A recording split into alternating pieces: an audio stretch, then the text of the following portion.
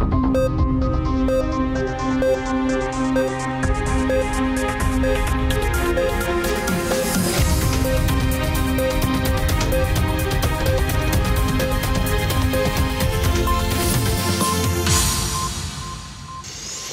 à tous, bienvenue dans ce nouveau numéro de Politique et Économie cette semaine en compagnie d'Alain Lebihan. Bonjour monsieur.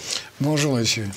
Alain Lebihan, diplômé du supérieur en sciences économiques, vous avez travaillé dans des institutions publiques et dans le privé, principalement dans des petites entreprises, et vous étiez venu en septembre dernier nous présenter votre ouvrage « Macron, le cran liquidateur » aux éditions des Cimes. L'entretien avait d'ailleurs recueilli presque 200 000 vues en quelques semaines. Avant, comme d'habitude, de commencer cet entretien, je vous incite à cliquer sur le pouce en l'air, à partager cet entretien et à le commenter pour un meilleur référencement de TV Liberté sur Internet. Alors, on en parlait déjà brièvement ensemble avec vous, Alain Lebihan. Vous voyez dans la présidence d'Emmanuel Macron l'ultime étape de la destruction de la France, de ses institutions. Quel est aujourd'hui le bilan que vous pourriez dresser du président de la République ?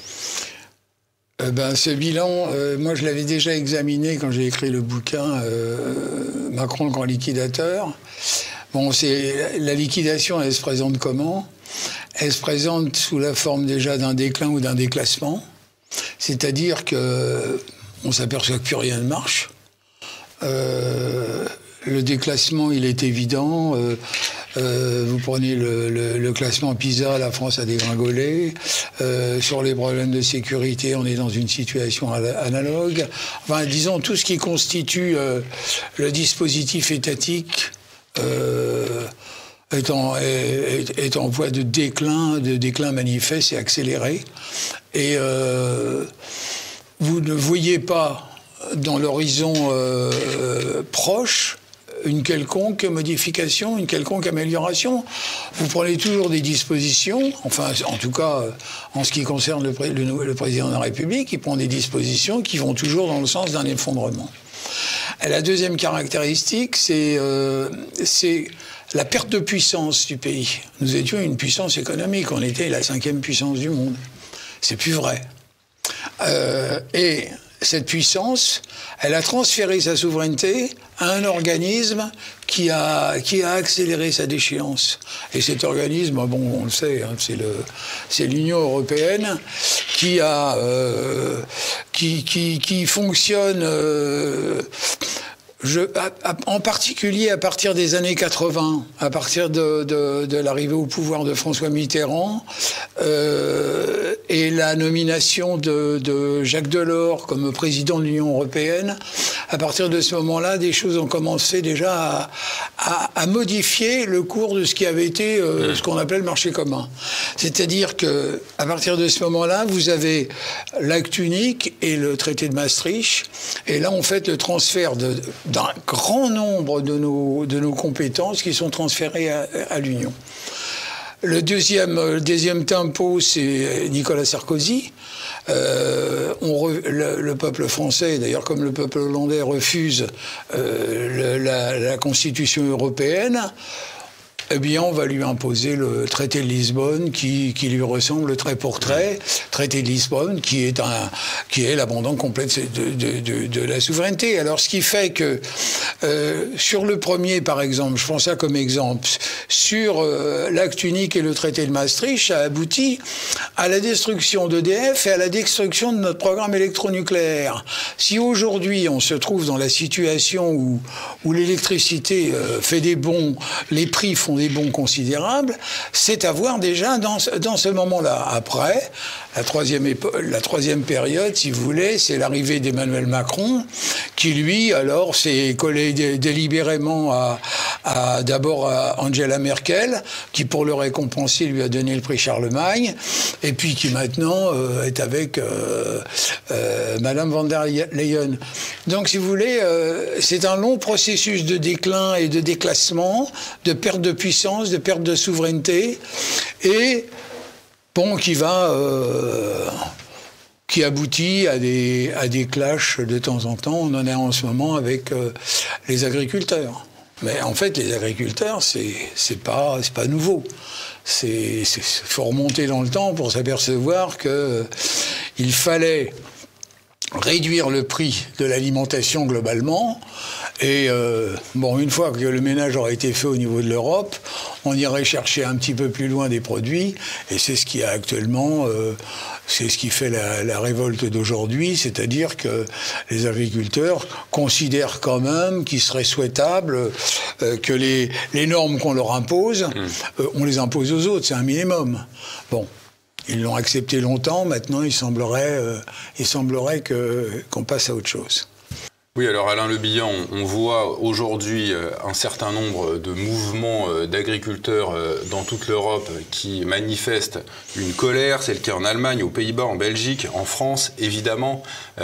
Ils manifestent contre les normes, la contrainte écologique, le prix de leur carburant qui augmente, les importations de poulets ukrainiens qui mettent à mal leur production.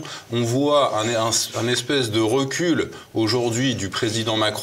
On ne l'entend pas sur ce sujet. Comment vous expliquez son silence ? Moi, je crois qu'il doit être dans une situation absolument épouvantable, parce que faut se rappeler qu'il avait considéré que son deuxième quinquennat serait passé sous le signe de l'écologie. Or, l'écologie, c'est ce qui précisément fait l'objet de la révolte d'aujourd'hui, parce que disons que c'est l'idéologie de l'écologisme en général qui impose des normes que visiblement les agriculteurs sont pas capables de respecter, parce que d'abord, la plupart du temps, ils savent pas de quoi il s'agit. Vous savez, c'est absolument inimaginable. C'est cette espèce de coup d'État permanent. On change les règles en permanence, alors que vous avez des gens qui travaillent dans le long terme, qui travaillent dans la durée. En fait, entre le moment où on sème et le moment où on récolte, c'est du temps. Et là, vous avez l'administration de Bruxelles avec le renfort de l'énergie française qui pondent des normes de façon considérable. Alors, c'est surtout le grand thème, c'est l'écologie. C'est la volonté de Bruxelles ou, d'ailleurs, on en parlera du gouvernement, de détruire l'agriculture française. Est-ce que, selon vous, il y a une volonté réelle ? Moi, je considère que tout ce qui est du domaine de la production, c'est-à-dire les producteurs, qu'ils soient agricoles ou industriels ou artisans, ces gens-là sont dans le collimateur. Ce qui fait la richesse du pays n'intéresse pas ceux qui nous dirigent. Oui, l'industrie, l'agriculture. Voilà. Et donc, elle est soumise aux mêmes choses. Si vous, par exemple, vous êtes dans la peinture, si vous arrivez à vous y retrouver avec tout ce qui sort comme normes pour utiliser un pot de peinture, vous êtes doué. Et pour l'agriculture, alors là, c'est incroyable. Y compris, si vous voulez, c'est que les agents vérificateurs, maintenant, ils prennent même pas la peine de se présenter auprès de l'agriculteur, du fermier. Ils rentrent dans les étables, ils font des contrôles, et puis en fait, c'est une volonté délibérée. La volonté délibérée, elle est simple, elle existe depuis très longtemps. Il faut faire peser sur le coût de la nourriture de telle façon à comprimer les prix. Parce que quand même, on le sait bien, une grande partie des dépenses des familles, c'est pour se nourrir. Et donc c'est ça, c'est là-dessus qu'on...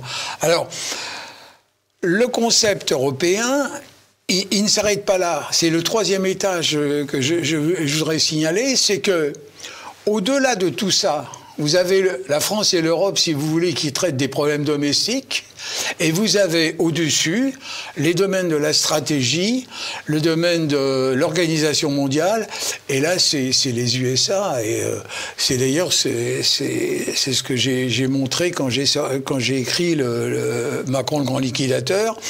À travers la crise du Covid, comment ça s'était organisé. Mais il y avait un pilote central, c'était l'OMS, c'était une organisation internationale qui est tenue par les Américains, par les USA. Dans la crise que les agriculteurs traversent aujourd'hui, qui en est le responsable ? Est-ce que c'est le gouvernement ou est-ce que c'est Bruxelles et sa commission ? C'est-à-dire, c'est la conjonction des deux. C'est-à-dire, Bruxelles fixe les normes, auxquelles participent d'ailleurs un certain nombre de fonctionnaires français. Et en France, au lieu de faciliter les choses, il faut prouver son utilité comme je dirais, en remettant une couche, quoi. Alors, on l'avait déjà un petit peu évoqué brièvement la dernière fois ensemble. Alain Le Bihan, vous voyez le pouvoir d'Emmanuel Macron aujourd'hui en péril. Mais je vous rappellerai qu'il lui reste 3 ans à l'Élysée, que rien ne l'oblige à dissoudre l'Assemblée nationale, malgré ce qui s'y passe. Et les Gilets jaunes, les derniers à s'être un petit peu rebellés contre son système, ont été réprimés dans une violence inouïe par les forces de l'ordre. C'était M. Castaner à l'époque. Qu'est-ce qui pourrait inquiéter Emmanuel Macron aujourd'hui alors ? Moi, je crois qu'il doit être inquiet surtout parce que, en fait, sa marge de manœuvre, elle est quasiment inexistante. Oui, mais ça, il le veut, ça. Oui, non, mais d'accord. Mais si vous voulez, il est élu,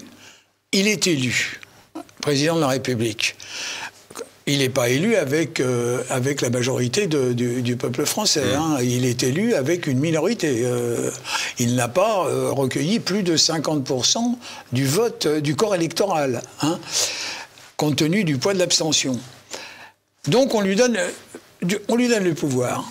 Le corps électoral lui donne le pouvoir, mais lui retire quelque temps après, lors des élections législatives. Parce qu'en fait, aujourd'hui, qui c'est qui a le pouvoir dans ce pays ? C'est le législateur. C'est lui qui peut... S'il s'organise, c'est lui qui peut accélérer les choses ou les ralentir. Alors bon, il y a la compétition entre eux, hein, naturellement, parce qu'ils se fixent tous les séances de 2027. Mais ceci étant, le législateur devrait prendre ses responsabilités. C'est quand même... On est en guerre avec la Russie, de fait. Oui, c'est ce qu'avait dit Emmanuel Macron avant de dire finalement non, nous ne sommes pas en guerre. Oui, mais en fait on livre du matériel, on livre des munitions, on s'aperçoit qu'il y a un certain nombre de nos soldats qui se sont fait accrocher sévèrement à Kharkov. Vous avez entendu un parlementaire demander qu'on discute de ça ? Parce que Macron s'est toujours abstrait de la Constitution. On l'a vu dans le Covid, pour lui, elle n'existe pas. Il fonctionne comme il a comme appui une espèce de dictature administrative qu'on décrit avec les normes et puis tout le bazar qui va avec. Mais en plus, il y a chez lui un aspect tyran. Vous savez, malheur au pays qui a comme presse un enfant. Bon, il nous l'a signalé d'ailleurs, il nous avait dit les non-vaccinés, je vais les emmerder. Ce qui est la preuve évidente qu'il le représente. Il n'est pas au service du peuple dans son entier, il est au service de quelques-uns, et puis ceux qui ne suivent pas, il va les tyranniser. Donc alors, on est dans une situation, si vous voulez, où on ne sait pas ce qui peut se passer. On ne sait pas. Vous avez le mouvement des agriculteurs en ce moment. Vous avez les taxis qui les rejoignent. Vous avez quelques conducteurs, quelques transporteurs qui s'y rajoutent. Mais on ne sait pas si à un moment ça ne peut pas prendre une autre tournure. En Hollande, par exemple, quand le Premier ministre a décidé de faire la peau des agriculteurs, ils ont monté quelque chose de sérieux, puis c'est lui qui a été battu, il est obligé de quitter le pouvoir. Donc, si vous voulez, on est dans une période incertaine, on ne sait pas comment les choses vont se passer. Ce qu'on sait, c'est que le mécontentement, il est considérable, et que il faut une étincelle, puis après, vous ne savez pas comment ça part. Hein.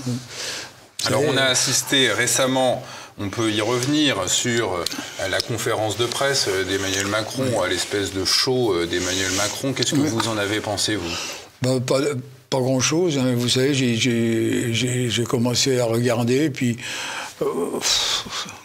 il parle, parce qu'il faut qu'il parle. Puisqu'il a dit là, de toute façon, il est allé le lendemain à Davos pour leur raconter autre chose. Alors bon, vous savez pas sur quel pied danser, parce qu'on est toujours dans le « en même temps ». Et le « en même temps », c'est une gestion des choses contradictoires. Non. Qu'est-ce qui s'y passe à Davos ? Bah, ce qui passe, c'était le lendemain de sa conférence de presse, il s'est envolé pour la ville de Klaus Schwab. Ce qui se passe, si vous voulez, c'est le grand rassemblement de la finance internationale, en fait, qui là trouve son expression. Alors donc, il y a le Forum mondial, mais il y a toutes les autres organisations, Bilderberg, Trilatéral, etc., qui appartiennent, si vous voulez, à la même mouvance, où là, ils donnent des orientations idéologiques sur ce qui peut se faire. Mais bon, je crois c'est un étage encore au-dessus de la Commission européenne, ça. Oui, mais qui est sur un autre terrain, qui est sur le terrain d'idéologie. Mais là, qui visiblement est fatigué. Oui. Vous dites aussi qu'Emmanuel Macron veut dissoudre la France dans un espèce d'assemblage européen dominé par l'Allemagne. Mais où est-ce que vous voyez la prédominance de l'Allemagne dans cet assemblage alors ? Alors la prédominance de l'Allemagne, elle a commencé à être effective lorsqu'elle a été réunie. C'est-à-dire, tant qu'il y en avait deux, ce problème ne se posait pas. À partir du moment où elle a été réunie, si vous voulez, ces mauvais penchants fonctionnent. C'est quoi les mauvais penchants de l'Allemagne ? Bon, elle a une tentation impériale tout le temps. Et en particulier, elle a, vis-à-vis de la France, quel rapport elle peut avoir avec nous, c'est pas un rapport positif, je dirais. On l'a vu dans à chacun des moments, à partir du moment où elle a été réunie, que ce soit Kohl, que ce soit Merkel, que ce soit Schröder, en fait, ils ne nous ont pas fait de cadeau. Oui, le couple franco-allemand n'existe que dans nos têtes à nous, de fonctionnaires français, quoi. Voilà, c'est pour amuser la galerie en France. Quand les Allemands se parlent, ils disent oh, non, c'est un truc qui n'existe pas. Vous prenez le livre qui vient de sortir de l'ambassadeur de France en Allemagne, de Claude Martin, qui s'appelle Quand je pense à l'Allemagne la nuit. Bon, c'est clair que l'Allemagne, c'est toujours la même histoire, sa volonté de dominer. Alors, par contre, vous pensez qu'ils se retrouvent justement sur ce point-là, les Allemands avec les États-Unis ? Ils sont subordonnés aux États-Unis. C'est-à-dire que c'est toujours les États-Unis qui, en tout état de cause, leur donneront le tempo. Mais comment les États-Unis ont-ils mis la main sur l'État profond allemand ? C'est-à-dire, si vous voulez, il y a la guerre. Vous avez la guerre, qui est l'élément central.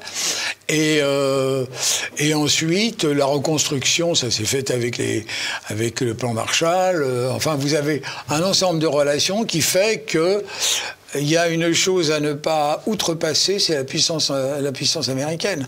L'exemple le plus frappant, c'est lorsque ont été mis en l'air le gazoduc Nord Stream 2. Ils savent très bien qui a fait l'opération.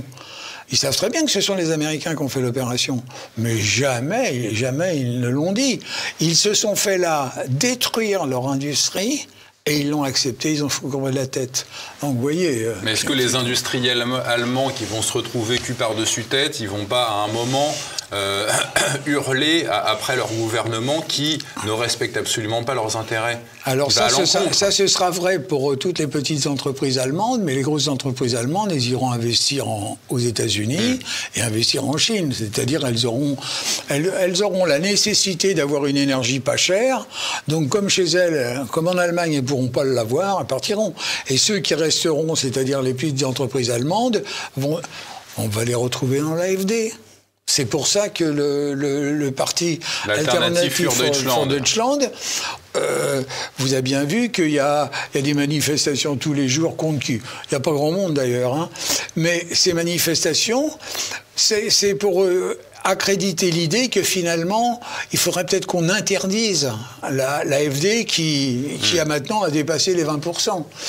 Dernièrement, il y a eu des élections en Thuringe, c'est des élections locales. Ils ont dit, ça y est, on les a arrêtés. Non, ils ont fait plus de 49%, et les autres, tous rassemblés, ont fait 51%. Ils appellent ça arrêter. Non, je pense qu'il y a quelque chose qui est en train de se passer aussi là-bas. Et d'ailleurs, l'AfD, maintenant, annonce sa volonté de sortir de l'Union européenne. L'Allemagne, vous dites que c'est donc un maître au-dessus de la tête d'Emmanuel Macron. Comment vous expliquez cette soumission française à l'Allemagne? Je crois qu'on n'a pas le choix parce on pèse pas. On pèse plus. Voilà, c'est ce que je vais... vous êtes un pays avec 3200 milliards de dettes.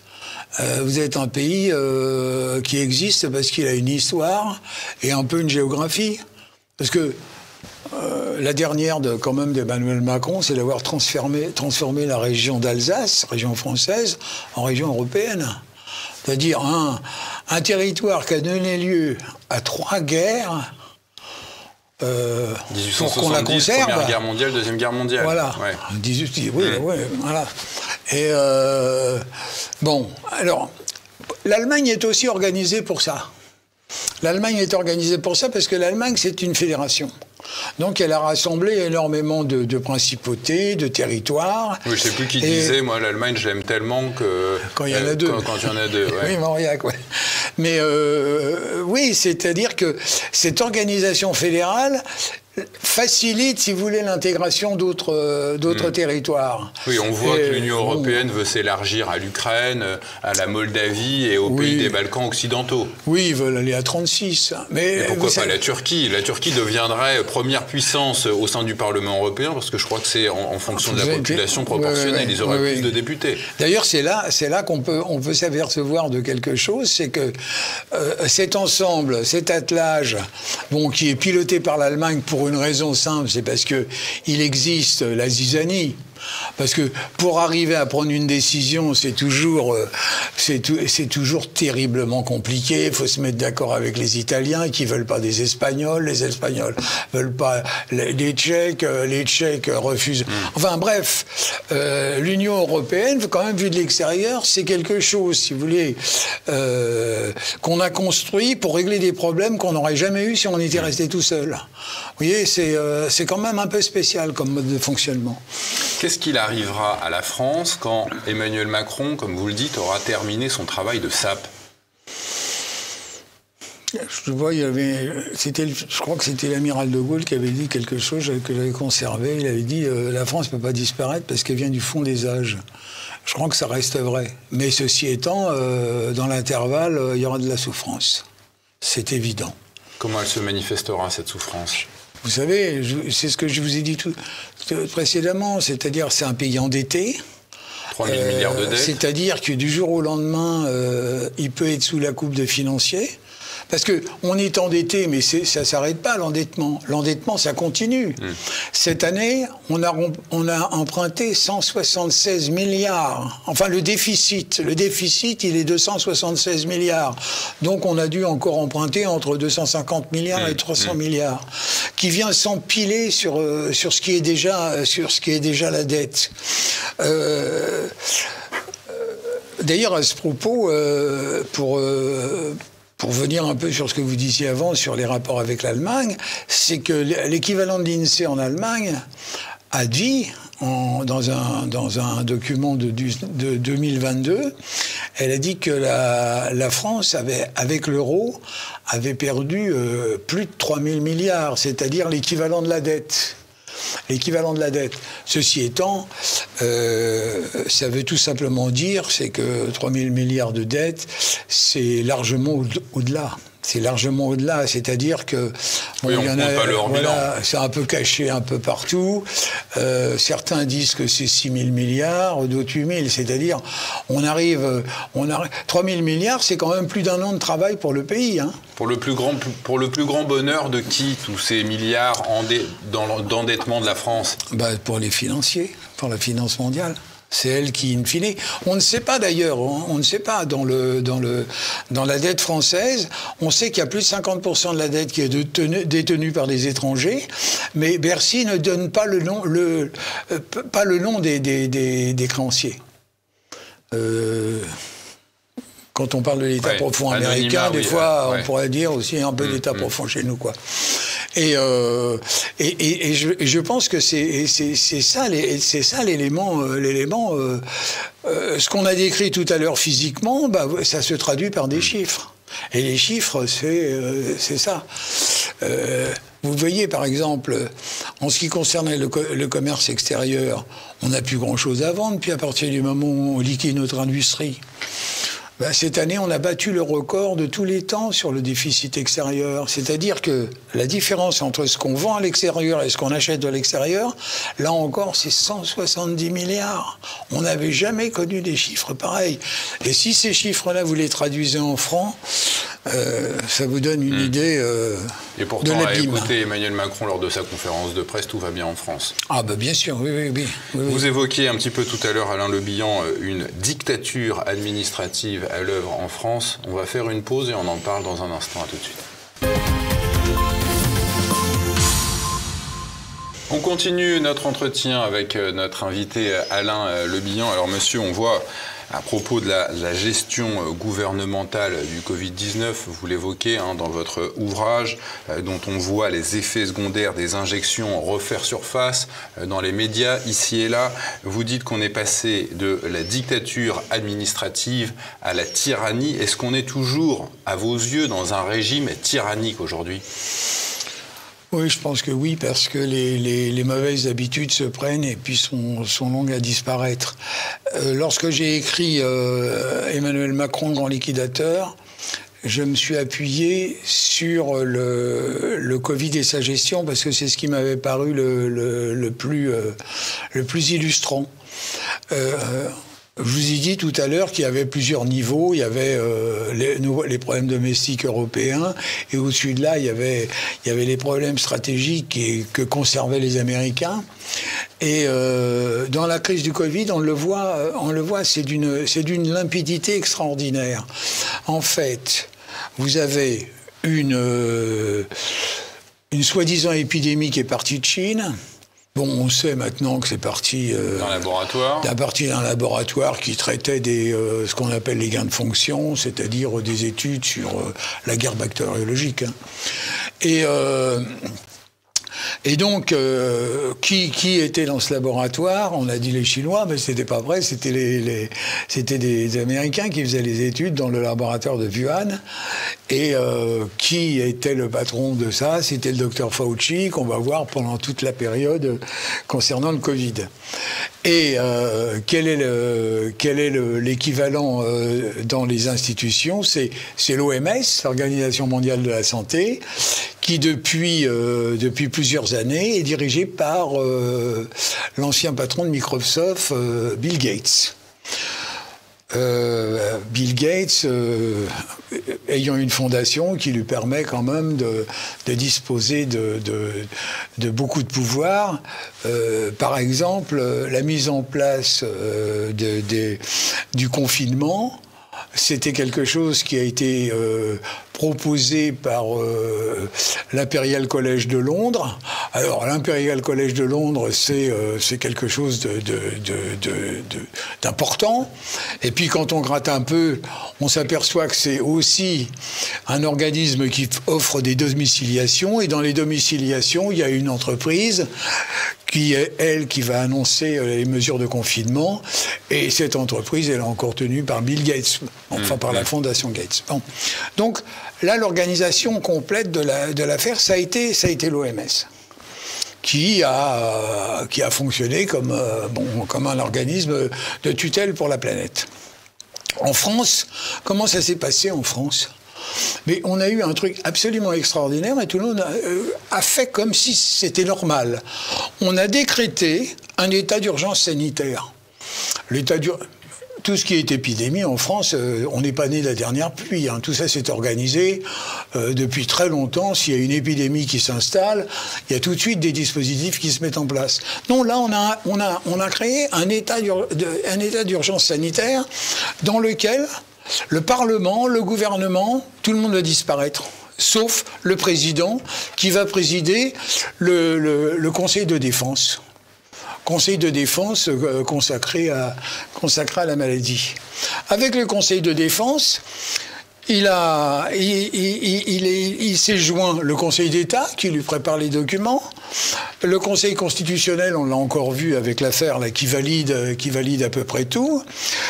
Et un élément qui a été créé pour donner la science, le conseil scientifique avec M. Delfrécy, qui n'a fait que valider tout ce qui était demandé par l'OMS et puis par Macron, étant entendu que lui avait aussi des relations spéciales avec le docteur Fauci américain. Bon, si vous voulez, vous retrouvez tout ça.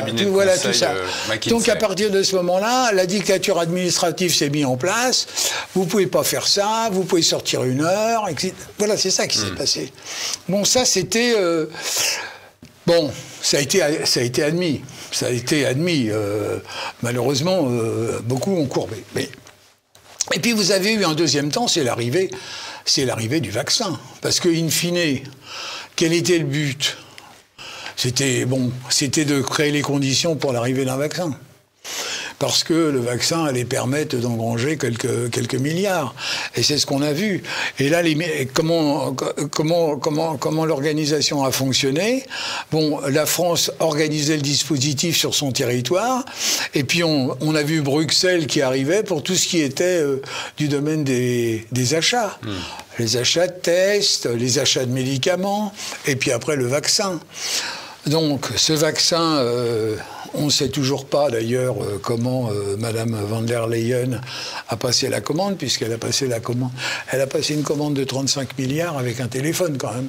Ça prouve qu'elle avait confiance dans celui qui allait la livrer. Monsieur Bourla, président de Pfizer. Voilà. Et donc, à partir de ce moment-là, vous avez eu... une corruption généralisée. Comment vous expliquez que tous les pays, c'était le cas de la Suède, n'aient pas marché dans l'histoire du confinement ? Le seul qui n'a pas marché en Europe, c'est la Suède. C'est quand même un pays de l'Union européenne qui est dans l'euro, qui est complètement fondu dans cet espace. Absolument, mais l'organisation sanitaire a considéré que ce n'était pas nécessaire. Alors qu'on leur avait imposé, puisqu'ils avaient même reçu les données, si au cas où ils ne mettraient pas en œuvre le confinement, ils auraient un nombre de morts, donc on leur avait donné d'ailleurs le nombre de morts. Et ils n'ont pas fait de confinement, et je crois que le nombre de morts par rapport à ce qui était annoncé, c'était 10%, et encore, si vous voulez, c'était les personnes âgées dont on n'a pas pris soin au début. On a bien vu quand même... moi, j'ai beaucoup d'admiration pour le professeur Raoult, parce que il a été le premier à monter au créneau en disant non, mais qu'est-ce que c'est que cette histoire ? On peut soigner, on a des médicaments. Moi, voilà, je propose l'hydroxychloroquine. Plus tard, on apprendra qu'il y a l'ivermectine. Enfin, bref, c'est pas ce qui manquait, mais c'était pas le but de la manœuvre. Le but de la manœuvre, c'était de créer les conditions, la terreur, pour pouvoir amener le vaccin. Une fois que le vaccin était là, enfin le vaccin, c'était pas un vaccin, on le saura assez rapidement. Une fois que le produit était acheté, après il fallait l'imposer. Et donc vous avez eu l'obligation sanitaire et puis ensuite l'obligation vaccinale. Et ça, c'est du domaine de la tyrannie.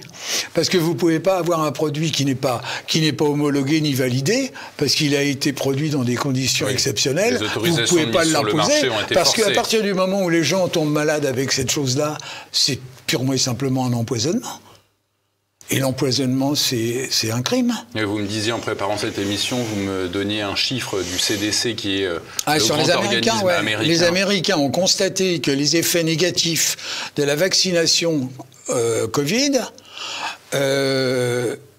en gros, sont équivalents à tous les effets négatifs de tous les vaccins qu'ils ont eus aux États-Unis pendant 35 ans.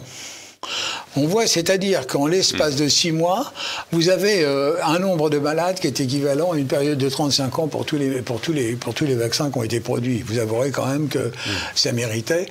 Alors, aujourd'hui, vous avez une étude qui est sortie de Nouvelle-Zélande, là, il y a très peu de temps, qui annonce que le vaccin serait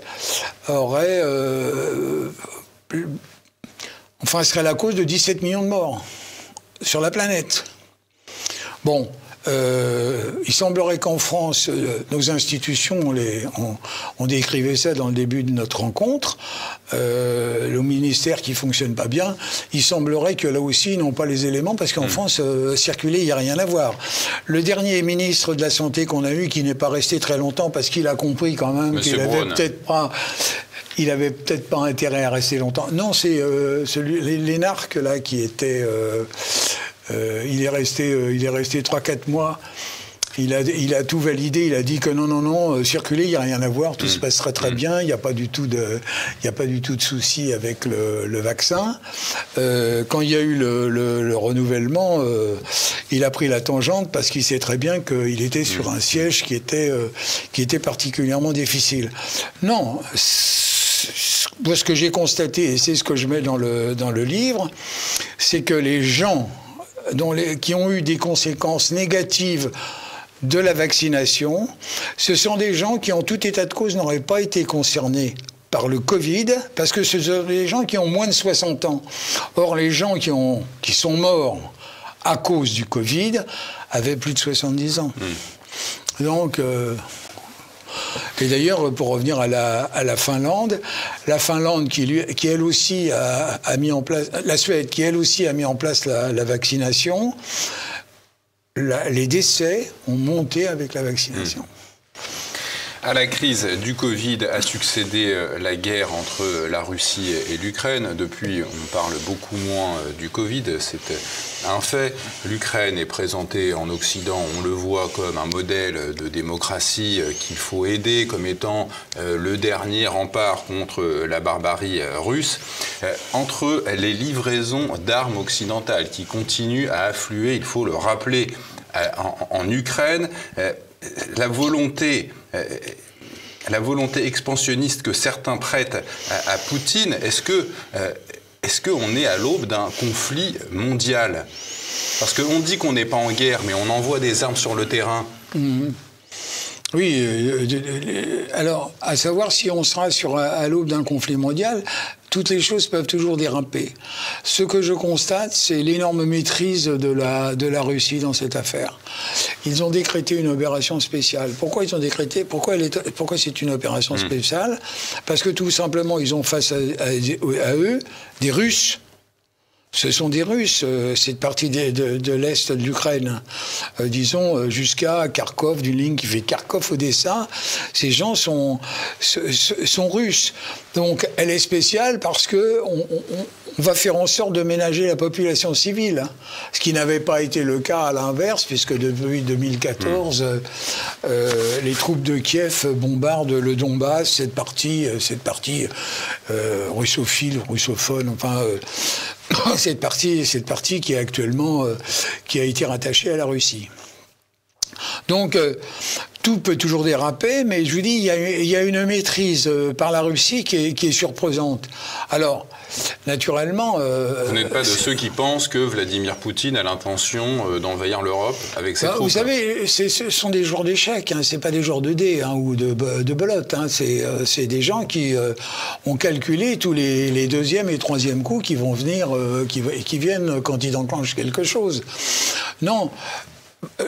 Poutine avait dit quelque chose de très, très important. Il avait dit les choses sérieuses n'ont pas commencé au début.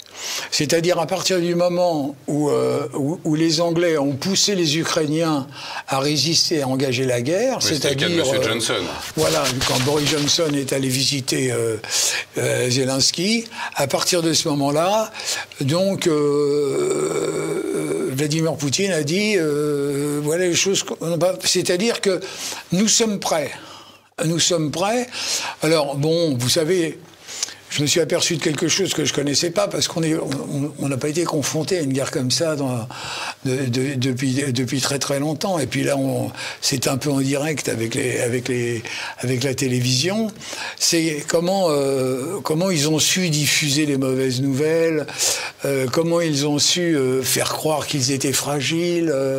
En fait, il me faisait penser à Napoléon Austerlitz. Vous savez, quand il a fait croire aux deux autres empereurs qu'il était vraiment faible et qui commençait à partir, et les autres l'ont poursuivi et puis se sont fait avoir. Et il y avait quelque chose dans ce genre-là, c'était pour moi, c'était frappant. Et bon, j'avais considéré, moi, dès le début que la Russie, elle était dans son droit, parce elle venait apporter un soutien à une partie de la population qui était massacrée. Faut qu'on se rappelle ce que disait le président ukrainien Poroshenko. Il disait, ils vivront dans des caves, ils n'auront rien, voilà, on en fera des sous-hommes. On se souvient que quand les premières échauffourées ont commencé en 2014 et qu'il a été décidé avec l'Allemagne et la France d'organiser une espèce de paix des braves qui en donnait lieu aux accords de Minsk, Merkel a annoncé il n'y a pas si longtemps qu'avec Hollande, elle était d'accord pour gagner du temps et permettre à l'armée ukrainienne de se réorganiser. Armée ukrainienne d'ailleurs qui visiblement est complètement otanisée. Ouais. Mais bon, maintenant, si vous voulez, vous allez dans une situation de... la Russie frappera, si vous voulez, quand elle aura décidé de le faire pour un certain nombre de données géopolitiques. Ça peut être l'élection présidentielle russe, comme ça peut être l'élection américaine. Qu'est-ce qui ferait plus mal, hein ? Entre la Russie et l'Ukraine perdure, mais semble s'immobiliser dans une espèce de guerre de tranchées larvée.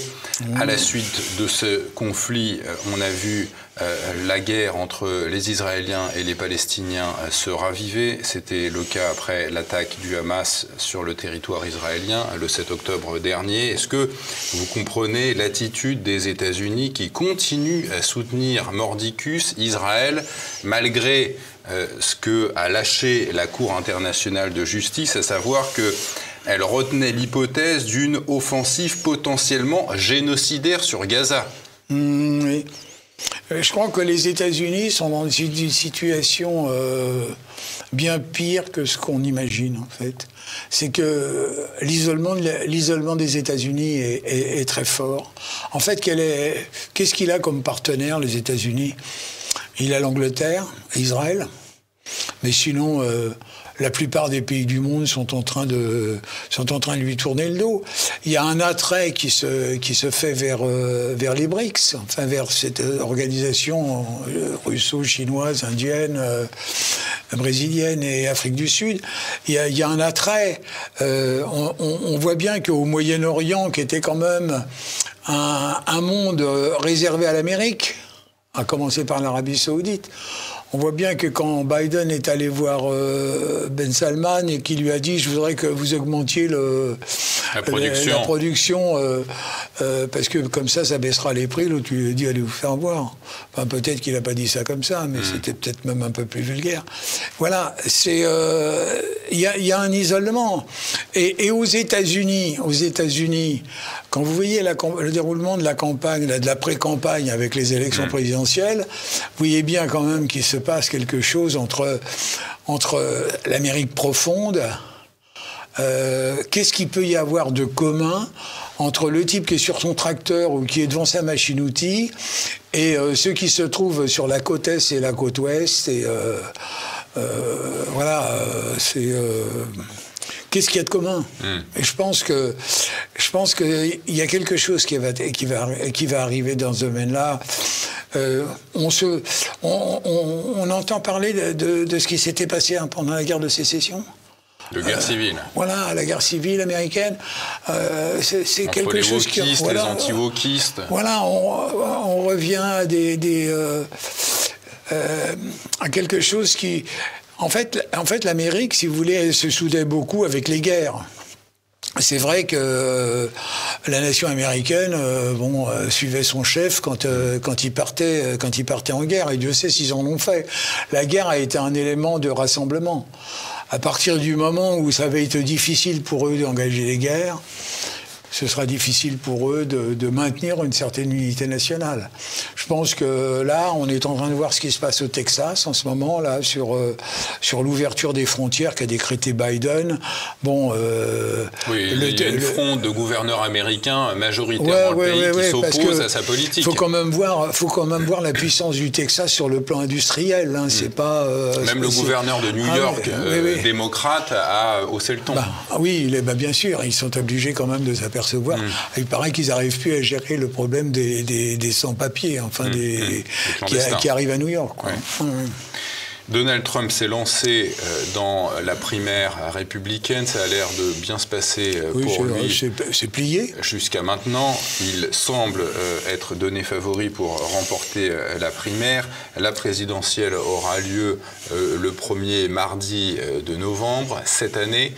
Qu'est-ce que son retour à la Maison-Blanche pourrait changer en Europe, en France, dans le monde ? Moi, je pense que déjà, pour les États-Unis, ce qu'il n'a pas pu faire la première fois, parce qu'il a été quand même ligoté de tous les côtés, il s'en rappellera. Il a dit qu'il allait s'occuper de certains, en particulier le ministère de la Justice, le FBI. Enfin, il a tracé quelques aspects de ce qu'il va entreprendre. Non, je crois qu'il va modifier profondément et surtout, il va s'occuper de l'Amérique. Il a prétendu, lors d'une déclaration, que s'il avait été aux affaires, le conflit russo-ukrainien n'aurait jamais commencé. Et que s'il est arrivé aux affaires, il le résoudrait en 48 heures ou en 24 heures. Oui. Bon, ça c'est... Oui, c'est show must go on. Oui, ça, je sais pas ce qu'il a dans la tête, si vous voulez. Bon, ça c'est la campagne américaine aussi. Hein. On peut pas avoir une opinion sur tout. Non, moi ce que je regarde sur l'extérieur, parce que j'avais quand même été fasciné par la première campagne et puis son élection. Et puis donc j'ai bien vu que la triche avait donné la victoire à Biden, parce que la triche, vous dites que vous avez des preuves de triche. Je ne sais pas comment ils s'y sont pris, mais ça a été vraiment quelque chose de volumineux qui a été entrepris dans quelques États, ceux qui sont tout le temps les swing states, l'Arizona, etc. Mais moi, ce que j'avais constaté, c'est que il augmentait le nombre d'électeurs. Et donc, quand le président sortant augmente son nombre d'électeurs pour le deuxième mandat, c'est qu'il va être réélu. Alors après, ils l'ont atténué parce que il y a eu toutes les manips, mais vous regardez, Ronald Reagan, quand il fait son deuxième mandat, il a 10 millions d'électeurs en plus, et là, ça devait être quelque chose qui était supérieur à 10 millions. Donc, voilà, c'est... Vous comprenez, c'est que c'est le capitalisme qui travaille, Trump. C'est pas la finance, c'est la construction d'hôtels, c'est la vente de nuitées, c'est quelque chose de concret. Il faut trouver tous les jours quelque chose pour vendre. C'est pas faire des manipulations financières entre des gens qui ont besoin d'argent et d'autres qui en ont. Revenons à l'Europe pour terminer cet entretien avec vous, Alain Le Bihan. Les Européens sont invités aux urnes le 9 juin prochain pour les fameuses élections européennes. C'est quoi l'enjeu de ce scrutin ? Je crois que l'enjeu de ce scrutin, c'est de faire en sorte de réduire la puissance de la Commission. C'est-à-dire de faire en sorte que les États puissent reprendre une partie de leurs prérogatives et de leur souveraineté. C'est-à-dire remettre le droit des nations au-dessus du droit européen ? Alors, comment ça se traduit sur le plan du droit ? Ça, c'est après c'est des équilibres. C'est de la cuisine, Bon, mais c'est certain que lorsqu'on entend Laurent Fabius qui nous dit qu'il travaille sur la Constitution française, alors qu'on sait que la Constitution française, maintenant, elle est sous la tutelle de la loi européenne, ce qu'on appelle l'état de droit en France, vous vous dites, non, attendez, on est dans quel monde ? Non, je crois que de toute façon, ce qu'on a bien vu en Hongrie, en Slovaquie, ce qu'on voit maintenant en Allemagne, avec ce qu'on voit en Belgique, en Hollande, partout, il y a une volonté de reconquête de ces prérogatives par les États. Oui, Donald Trump avait dit l'avenir n'appartient plus aux mondialistes, mais aux patriotes. Oui, c'est absolument, c'est ça. C'est ça. C'est ce que mettent en place les BRICS. C'est-à-dire de la coopération et un respect des souverainetés de chacun. Bien sûr. Là, quand on dit on va faire une monnaie commune, non, on ne fait pas de monnaie commune. Les BRICS ne font pas de monnaie commune. On fera un équivalent, mais les monnaies restent les monnaies nationales, de telle façon à ce que chacun gère. Et ça donne plus de responsabilité, naturellement, à celui qui a la charge du pouvoir dans les différents pays. C'est la fin de cet entretien avec vous, Alain Le Bihan. Je rappelle le titre de votre ouvrage, Macron, le grand liquidateur. Il y en avait un autre, je crois, qui a été préfacé par Monsieur Le Floch-Prigent, dont j'ai oublié qui est sorti la semaine dernière, Énergie, un crime d'État. Écoutez, on vous proposera de repasser à TV Liberté pour en parler avec nos téléspectateurs.